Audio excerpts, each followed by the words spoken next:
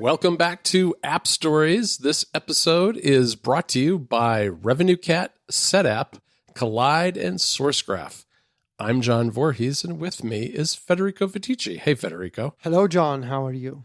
I'm doing really well. We just got finished talking a little bit during our App Stories Plus segment, both about the anniversary of the new tiers to Club Mac Stories that we introduced last summer, Club Mac Stories Plus and Club Premier, and Safari and how Safari's new actions in shortcuts are implemented. It was an interesting conversation. There's a lot, I think, to be done with shortcuts in Safari this year. A lot of interesting and creative ways that they can be used because there's so many new actions.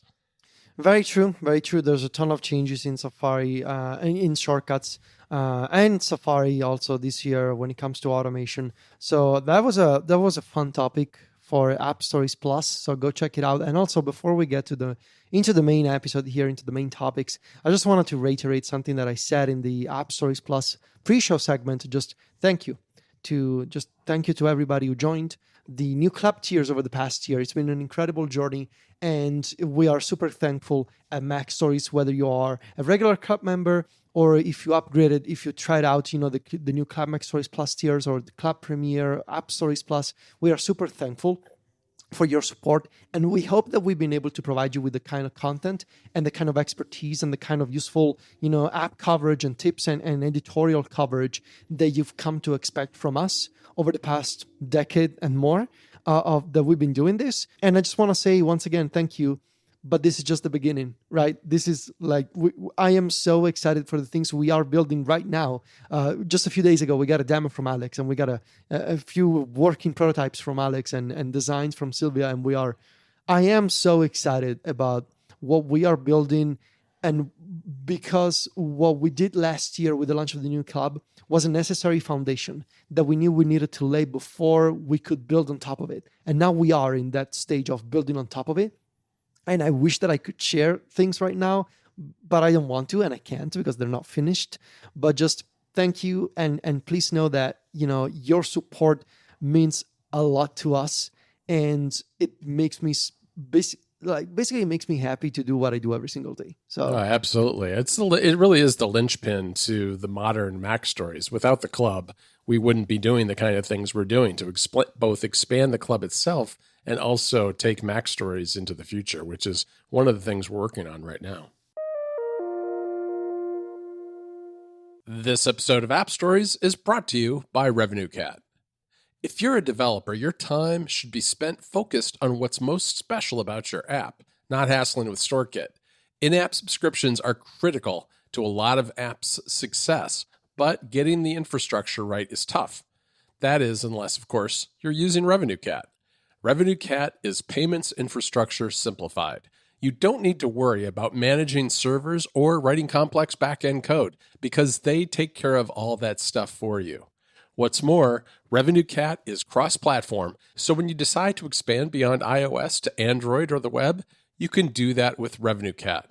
RevenueCat lets you sync statuses across all of your customers' devices, and it has terrific out-of-the-box analytics to track your revenue, customer retention, and churn, so you always are on top of how your business is performing. RevenueCat integrates in-app purchase data and best-in-class tools, too, and it's trusted by over 9,000 apps, including ones like Notion, StockTwits, and the photography app VSCO.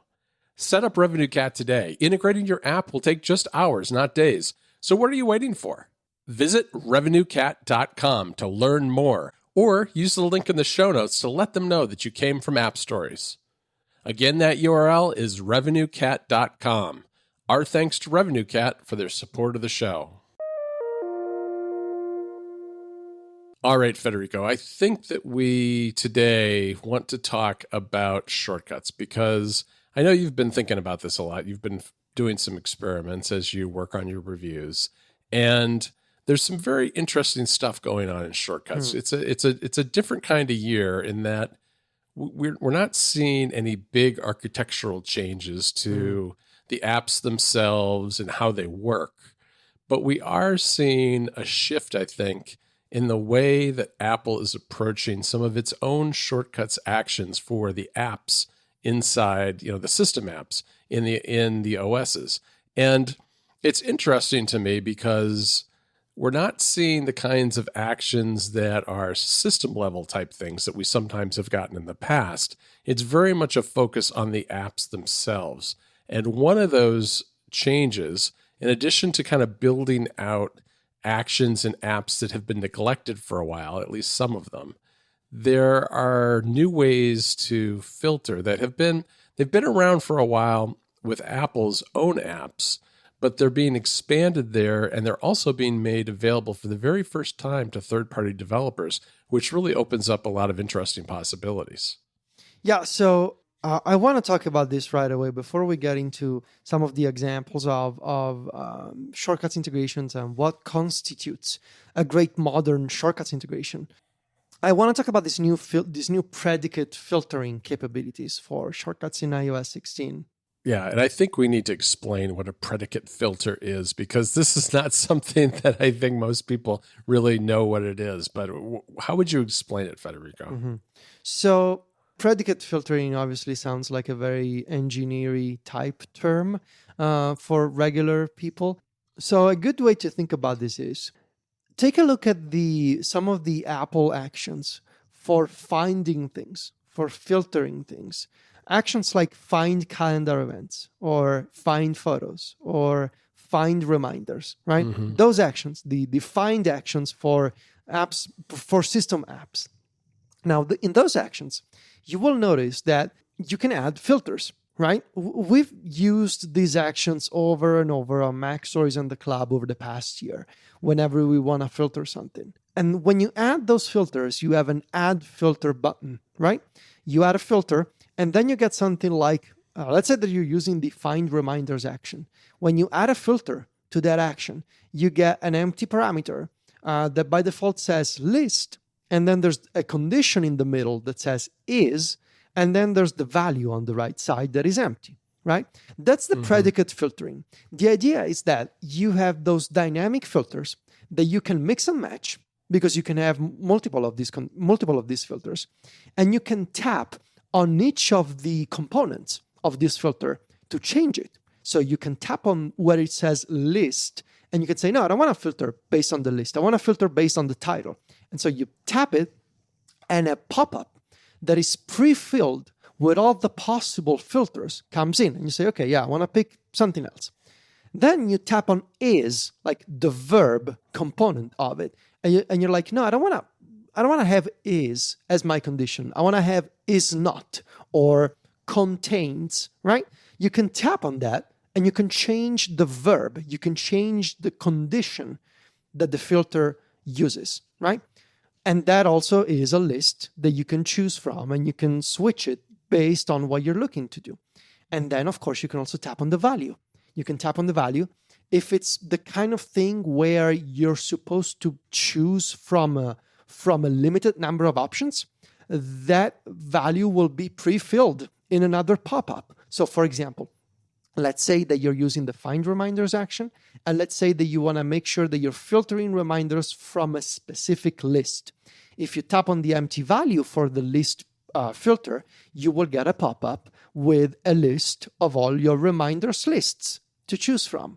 But if, for example, you're dealing with a filter that accepts text, like, for example, you want to find reminders that contain a specific word in their title. When you tap on the empty parameter, well, you're going to have to type the title yourself. Right. Right? So that's the idea.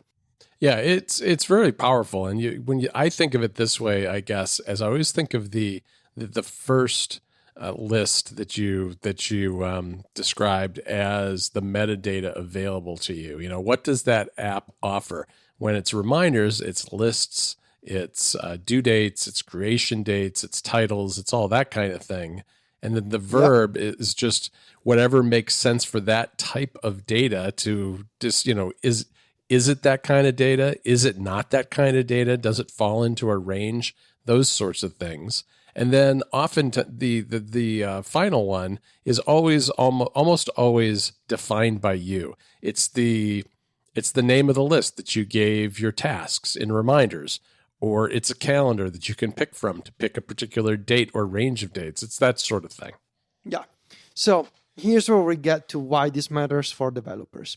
So far, this approach to filtering, like building these kinds of actions with these predicate-based filters, was not possible for third-party developers. It was an Apple-only thing. That's why you could only have this kind of filtering in the Apple actions, like filter files, filter calendar events, filter reminders, just the Apple stuff. This is changing with iOS 16. So before, you had, this is why I want to clarify this. In iOS 15 and previously, third-party developers could make actions to filter and find data in their apps. Obviously, we've seen these actions for years now. I saved a couple of examples, right? So for example, Lookup, the dictionary app by Vidit Bhargava. Lookup as a find words in collection action. That's an action to find words in a specific collection in your Lookup library, right? And that action has filters, right? But the difference is those filters are static. They are fixed. So that action, find words, has 3 filters: filter by date, sort options, and limit. The first and the third one, they are on and off toggles. So you can switch in on and off. And the sort option filter lets you choose from a few options. But you cannot change these filters, and you cannot add new ones yourself. Like, these are static filters. And the same is true for the excellent Get Videos action from the Play app by Marcos Tanaka, one of our favorites this year at Mac Stories. Now, that action has a ton of filters to search your Play library for specific videos. You have title, channel, sort by, tag, added before, added after. And you can put in, for example, in the title filter, you can use text. In the tag filter, you can choose from a list of tags. In the added after, you can put in a date variable. So you have different types of variables. But again, these filters, they are static. This is just the action comes pre-installed for you with these filters already in place. You cannot remove them. You cannot combine them. You cannot change their order. Now, this is all about change with this predicate filtering technology that developers will be able to use starting in iOS and iPadOS 16. And I wanted to mention this in this episode where we're going to cover what makes a great shortcuts action, because I kind of feel like this API and this feature kind of flew under the radar at WWDC. I haven't seen a ton of mentions of this, so I guess I'm being a little opportunistic here. I want to make sure that developers switch their actions to this new technology. And I put out a call on Twitter today as we're recording this, asking for it, like, hey, developers, are you actually doing this? I want to know. And I've got a couple of responses. That's not a lot. Usually, and I guess I kind of understand, like, developers right now, they are so busy, doing lock screen widgets, for example. Why would you care about predicate filtering shortcuts, right? But I also feel like at the same time, and also there's also the question, by the way, a developer could say, you know what, what's the incentive for me right now? I already have a find action that uses the old API. It's not deprecated. It still works fine. Why should I spend time rethinking that action? That is a perfectly fine reasoning for not doing it right now, and I understand. But if you care about having a super modern and fresh and powerful integration for your shortcuts actions, for allowing power users like me to filter and find content in your app using a find action, take a look at this stuff, because it's so much better than before, and you can give users a ton more freedom and flexibility when it comes to mixing and matching filters, and especially when it comes to designing this sort of like, it's almost like with these actions you can avoid building a smart list or a saved search feature in your app, and you can just allow people like me to build my own in shortcuts. Exactly. And flexibility, I think, really is the key here. That's what I was going to mention. And I think one thing that we didn't talk about with the predicate filters is that they can be matched to all of the conditions, all of the filters that you add to your action, or any of them. And that wasn't available with the existing filtering system that developers can already use. And that alone really makes this kind of filtering much more flexible. Exactly. So that's one of the things that I wanted to mention. Before, up front, it's a really important feature. Now, there's obviously other things in iOS 16, but I'm gonna get to those in a minute. I want to talk about examples. This episode of App Stories is brought to you by SetApp.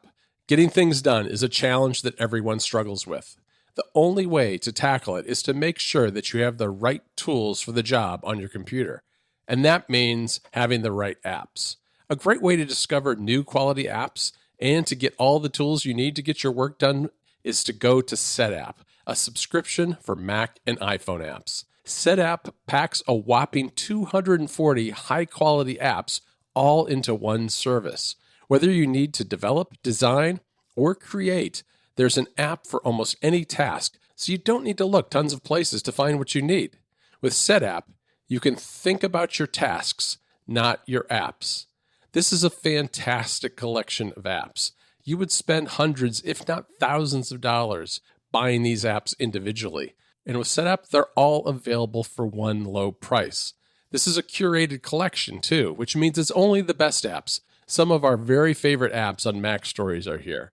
You really can't go wrong with this collection. When I look at the catalog, there's always at least a couple of apps for every single task I have that would be perfect for the job. SetApp has a dedicated curation team. The reason SetApp succeeds is that they have a dedicated curation team that only selects the highest quality apps. Plus, instead of paying thousands of dollars for separate licenses, there's just one flat monthly fee.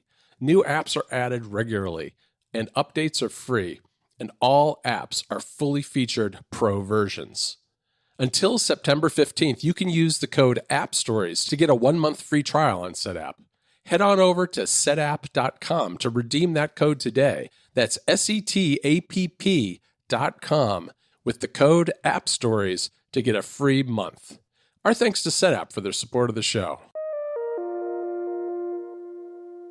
I think John actually did a fantastic thing over here in our notes. I'm wondering if maybe there's a way, John, for you to turn this into a public link for listeners. So John basically created a gallery page in Craft. We have a Craft note. We do our show notes in Craft. And John made a gallery. It's like 20-something screenshots of actions from third-party apps on the iPhone, in Shortcuts for iPhone. This is an excellent resource, actually. Just from a visual perspective, to be able to see these actions is amazing. So maybe, John, we can figure out a way to put this in the show notes. Yeah, I think I can probably do that. Just create a public Craft link. And yeah, I did it because in putting this together, I felt like you really need to see these actions in order to talk about them. And what I did is I went into the section for each app and the actions that they offer. And I picked a couple. I mean, I wanted to fit them into one iPhone screenshot. So this is by no means comprehensive for each of these apps, but I did pick 2 or maybe 3 actions for each that show off some of the filtering that they offer and the more complex actions. And you'll see at the bottom of each of these screenshots the name of the app, because I was doing this by going to that section, the app section of the Shortcuts action library, which is kind of a neat way to do it. And so, yeah, we should dive into these, Federico. There's a lot here. So you saved some examples. Like, for example, I mean, we talked about the calendar, Safari, and reminders actions, right? If you want to learn more about the Safari actions, make sure to check out the pre-show for App Stories Plus members. Yes, and you can sign up for that, Federico, by going to appstories.plus. We can't let that go by without mentioning the URL. Very true, exactly. So I think Play and Music Box by Marcos Tanaka are really good examples of the kind of rich integration that you can do with modern Shortcuts actions on iPhone and iPad. And especially I want to talk about Play, the app to save YouTube videos. Play is a good example of different kinds of actions that go beyond just, saving a video to your library. So for example, you can obviously add a video. starting from a YouTube URL, you can save it in Play. But even in that action, you already have additional parameters that you can reveal by tapping the triangle disclosure button. For example, upon saving a video, you can immediately add a tag, or you can change the date added if you want to, put it in the past or something. Or you can add some notes. So right there, when you are saving a video, you can add a tag and some notes right there from the shortcuts action. So you can add a video. You can also take an existing video from your Play library. So something that you have already saved, and you can add a tag to it. So that's interesting because the first action lets you create data. This action lets you add an attribute to data that already exists in the app. And this is an important point because I think a lot of developers over the past few years have only focused on letting you create data from a shortcuts action, or maybe letting you, like you mentioned a few minutes ago, having these glorified launchers for opening a specific section or page of the app via shortcuts. But here, this new generation of developers and this new generation of shortcuts integrations, what they are doing is they are, in addition to creating data, they are letting you edit and modifying the attributes of data that already exists in an app, right? That's an important thing because you are creating content with shortcuts, but you can also edit and modify, and therefore later filter and search for that content using a different kind of action. Right. Filter, search, edit, create, access, and export. I think all of those things are attributes of a really good modern set of shortcuts actions. I agree. And for example, retrieving data, right? So filtering and getting data. Again, Play does a really good job here because you can get your videos, right? You can get all your videos and you can have filters, as we just mentioned a few minutes ago, for that action. But you can also, same idea, in addition to getting content, you can get attributes from your Play library, right? So you can get your tags, for example. So that's an interesting idea. In addition to getting content, you can get metadata out of an app. That's something that I wish more developers would consider. And that's actually something that Apple is doing this year, but that's we'll get to that later. Also, deleting data. So deleting data is the kind of disruptive action that you got to be really careful with, obviously. Yep. But again, I would focus your attention here to what Marcos Tanaka has done. You can delete videos from Play, but you can also remove a tag from a video. This is interesting because it's a similar idea. You're deleting something from something, right? You're deleting something from somewhere.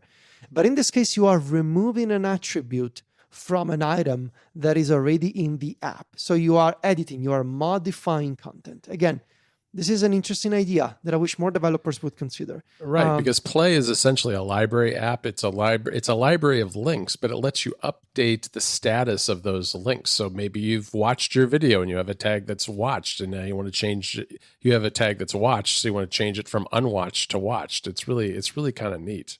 Yeah. Exporting. I know that you think about this a lot, John. Being able to export something using shortcuts. Why is that important? Well, it's important because it's the way that you can hook these different apps together in new ways that the developers didn't even think about. And I think Play is a fantastic example because one of the things that I did during Automation April was I created a personal music video channel in the app channels. And the way I did that was I used Play to save my music videos that I ran across on the web from time to time with a tag called music videos. Then that tag was accessed by the app Downy to download those videos. And then I used Mac apps to move those into channels. It wouldn't have been possible for me to do that without the ability to do things like get videos by their tag. It's the ability to do that in Play that made that entire chain possible. So and that's probably something I don't think Marcos had that in mind when he created Play. He probably figured people would use the app to tap on those videos and just watch them in YouTube. But because I can grab particular videos out of that library, it's just a subset of what I've saved because I've got a bunch of other things saved too. I can then take that subset and create a virtual channel in the Channels app and watch them on my Apple TV whenever I want. Very cool. Yeah. This episode of App Stories is brought to you by SourceGraph. So you've hired a brilliant developer. That's awesome, but you have to get them onboarded. And if your company is growing, onboarding new developers is a common occurrence that also takes a lot of time every single time. One of the biggest challenges to new hires is to get them up to speed on the projects that their new team is working on. This can be tricky if code bases that your developers are working on are already large. Thankfully, SourceGraph makes it easy to move fast, even in big code bases. Developers know that knowledge is most useful when it's findable. Centralization helps, but given the fact that most companies store information in more than one place, how do you get that information so that it's accessible to those who need it? As a code intelligence platform, SourceGraph gives developers what they need to drive their own learning over time and in different situations. Teams without SourceGraph need to rely on asking colleagues or reviewing out-of-date documentation, which is cumbersome and time-consuming. But with SourceGraph, every developer can search across millions of repositories and find specific code, saving time for themselves and everyone else. So when questions do come up, you know it's the important stuff that's worthy of everyone's time.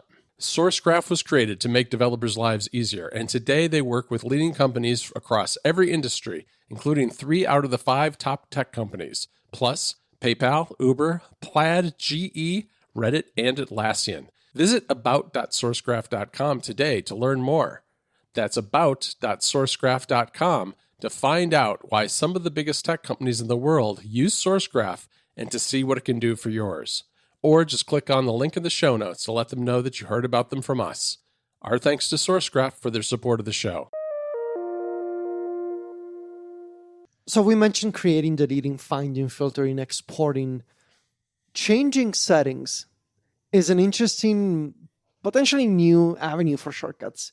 It really is. And actually, Apple is leading the way here at the moment. So why would you change your setting from, and what does it mean? Well, I'll mention this example. In iOS and iPadOS 16, there's a lot more actions for notes, for the Apple Notes app. And Apple has done a really good job here. I mean, obviously, in addition to creating notes and appending rich text, now is also supported in shortcuts. Now you can append rich text to a note. You can create folders. You can delete folders. You can move notes into folders. So again, that idea of it's not just about creating content. It's about modifying that content. Same is true for creating tags, adding tags to a note, removing a tag from a note. You get the idea. But what they're doing also is changing the setting of a note. Now, this new action called, what's it called? Let's see. Change notes setting.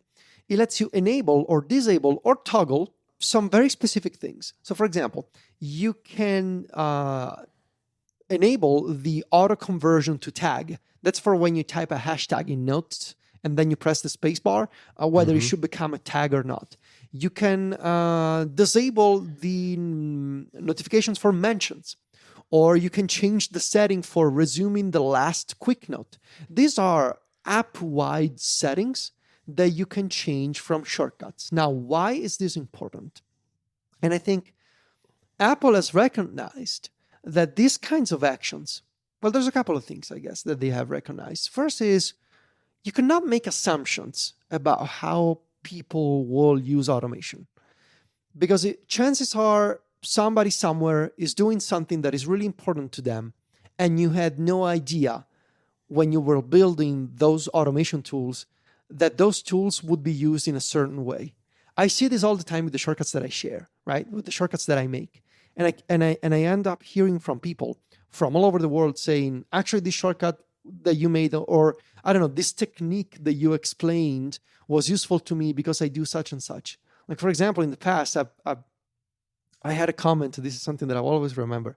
Got a comment from somebody who's a very important production director for Broadway shows, right?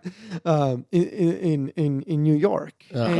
And how they were taking advantage of the iPad and shortcuts and the kind of stuff that I write on Mac Stories to make the productions that they manage on Broadway, to make their work more efficient. Like, I had no idea when I was making those shortcuts and writing about the iPad that they would end up used for Broadway productions. But right. You would have no idea how you would even go about making a shortcut for somebody who does Broadway productions. I have no idea. But in my tiny corner of the internet, I built the tool, right? I wrote an article or I created a shortcut that enabled somebody else to build on top of it. And that's exactly the mindset that you should have as a developer. Do not make assumptions for how people will use these building blocks.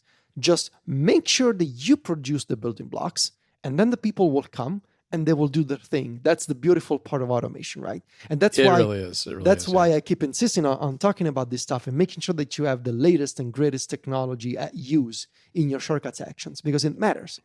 It also matters for a secondary thing, but not secondary in importance, the accessibility angle of all of this. And I think Apple has recognized this now more than ever. So changing settings seems like a pretty silly action. Why would you do that? Just open the settings app and find the setting yourself and change it, right? Well, that's easy for somebody like me or someone like you. But what if you are visually impaired? Or what if you have any kind of motor impairment, right? What if opening the setting app and finding the setting and switching on the setting is too difficult for you? Well, now you have a single action that does it with one tap, one click. So the accessibility implication of that is incredible. That's why it matters to also have these actions that let you change settings, because your chances are, and this is not a hyperbolic statement, this is not an exaggeration, but chances are you can literally change someone's life, right? If only you make it easy for them to change a particular setting on their iPhone. Apple has been doing this for a few years now. They have some really incredible actions for accessibility and settings in shortcuts. And now I think they are extending this kind of mindset to other apps. And if you're a developer, you should also consider this. Consider allowing people to change settings for your application from shortcuts. Right. That's a really interesting point, Federico, because you're right. It's gone well beyond the settings app itself and into the settings that apply to particular apps that Apple offers. Yep. This episode of App Stories is brought to you by Collide. Collide is an endpoint security solution that uses the most powerful, untapped resource in IT, end users. Old school device management tools like MDMs force disruptive agents onto employees' devices that slow performance and treat privacy as an afterthought. Collide does things differently. Instead of forcing change on users, Collide notifies your team via Slack when their devices are insecure and gives them step-by-step instructions on how to solve the problem. By reaching out to employees via a friendly Slack message and educating them about company policies, Collide can help build a culture in which everyone contributes to security because everyone understands how and why to do it. For IT admins, Collide provides a single dashboard that lets you monitor the security of your entire fleet, whether they're running on Mac, Windows, or Linux. That visibility makes it easy to prove compliance to your auditors, customers, and leadership. You can meet compliance goals by putting users first. Visit collide.com/appstories to find out how. If you follow that link, they'll hook you up with a goodie bag, including a t-shirt, just for activating a free trial. That's KOLIDE.com/appstories. Our thanks to Collide for their support of the show. So the last thing I want to cover today, and in keeping with the theme of enabling a bigger group of people, right, to use shortcuts and allowing people to get started more easily with shortcuts, I think it's interesting something that Apple is doing this year, which is the unfortunately the name is not great, the new app shortcuts technology. They are literally called app shortcuts, and I'm sorry, it's the most generic name ever. Everything is already called app or shortcut on iOS, so Apple thought, why don't we put these two things together and we make app shortcuts. But we'll take the blame for not being big fans of the name Siri shortcuts for so long, because that was confusing in its own way. But this one's just more of a naming thing. Yes. So you mentioned before how there's not a ton of system level changes in shortcuts this year. Mm-hmm. Probably because Apple has been busy fixing the bugs they introduced last year with Swift UI. Yeah, I think so. And all the regressions that they've had in performance and behavior. But again, that's a different discussion. So they're not doing a ton of revolutionary things in shortcuts this year. But the one thing they are doing, I'm not going to say it's revolutionary, but I am intrigued by it. And I think it has potential to help people understand the Shortcuts app a little bit more and get started with it more easily. Because that's one of the main complaints that I get from people all the time and that I see on Twitter all the time.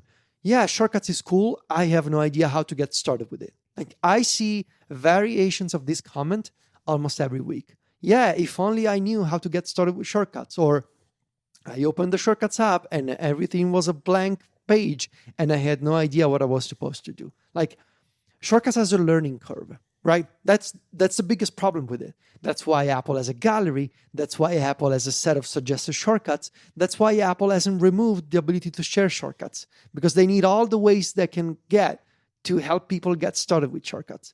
But in 16, they are doing something new, which is these new app shortcuts. So these app shortcuts are based on the app intents technology. And there's a very easy way to think about this. App shortcuts are single action shortcuts that come pre-installed with an app that you download from the App Store that has been updated for iOS 16 and that takes advantage of this new feature. So they come pre-bundled. They come bundled with the app. They are pre-made by the developer of the app. You do not need to install them. They are immediately good to go and ready to use for you from Shortcuts, from Siri, and from Spotlight. Right? Let me ask you this, Federico. Yes. How does this differ from Siri shortcuts? I would say that one of the big differences, of course, is that they don't need to be installed, because before, with Siri shortcuts, which were single action shortcuts, you had to at least tap the add to Siri button, right?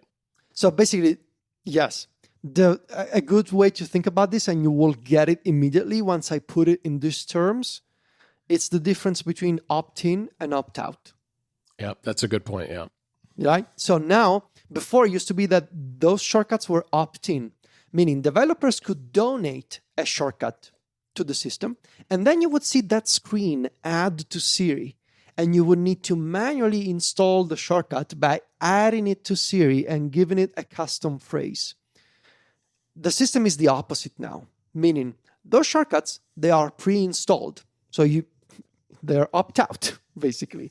You will not see the add to Siri button anymore. Instead, Apple has now what they call a Siri tip. It's a little informative message that will show up in apps to tell you, hey, actually, there's these shortcuts that are ready for you to use. When I mention ready to use, they literally are ready to use. So if you download, so let's say that John, actually, let's bring back a favorite character from a few years ago on App Stories and Connected. Let's say the developer Mike makes an app, updates after a few years. One of his apps, 123 Note Taker for iOS 16, right? So 123 Note Taker, after a gap of a few years, it's back on the App Store. It's been updated for iOS 16. And Mike has done the work to put in app shortcuts for iOS 16.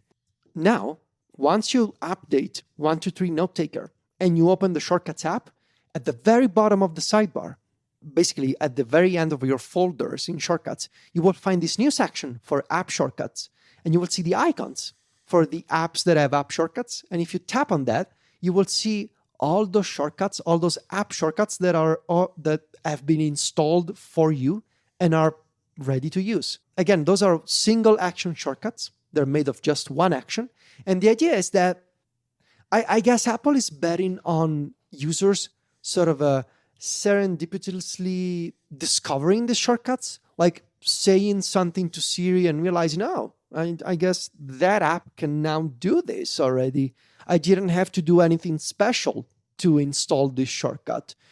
And I guess they're also trying to make it easy to get started with the Shortcuts app, because now if you're new to Shortcuts and you open it on iOS 16, once some of your apps have been updated, you will see, oh, this is not empty anymore. I see some of these app shortcuts. What are these? Oh, these are actually useful and I can use them from the Shortcuts widget, or I can find them in Spotlight, or I can find them in Siri. So they're trying to make it easy for you to discover shortcuts, get some value out of it, and learn how to use shortcuts by basically putting the burden on developers. And unfortunately, that's what it is, right? It's true, but I think it's a much better approach, because before you typically found those add to Siri buttons buried somewhere in an app settings, and you might wonder, what is this? Why, I don't need this. But now you're seeing it, it's already kind of integrated in Shortcuts. It's already a destination there as well, that you can look at it and discover it, which I think I think is a good approach, because it just makes it easier to come across these things. Yeah, but I'm intrigued to see. So I think this, unlike the predicate filtering, I think a lot of developers will actually do this because it's a pretty easy way to market your app on the App Store and to make it easy for users to discover your Shortcuts integration across the system. I agree, Federico, but I don't think this should be a substitute from regular Shortcuts actions, because I think that I've seen that with some apps in the past with Siri shortcuts, where developers put in some Siri shortcuts and figured that was good enough. It's a good start, but I think the kind of predicate filtering and other more robust Shortcuts actions that include all the parameters and variables that you can use are a better way to really make Shortcuts a meaningful part of your app. These help, and they're a great way to get people into your app and to discover your app and start using your app with Shortcuts. But I would encourage people to kind of go the extra mile with the more robust actions as well. All right, Federico. On that note, I think we will call it quits for today. It's been quite a year of App Stories Plus. If you want to check out the segment we started off with today, talking about Safari and shortcuts, just go to appstories.plus, where you'll learn all about our extended ad-free versions of the show that are released early on Sundays. I want to thank our 4 sponsors again for this episode. That's RevenueCat, SetApp, Collide, and SourceGraph. You can find me and Federico over at macstories.net. Federico is at Viticci on Twitter and Instagram. That's VITICCI. And I'm at John Voorhees. JOHNVOORHWS. Talk to you next week, Federico. Ciao, John.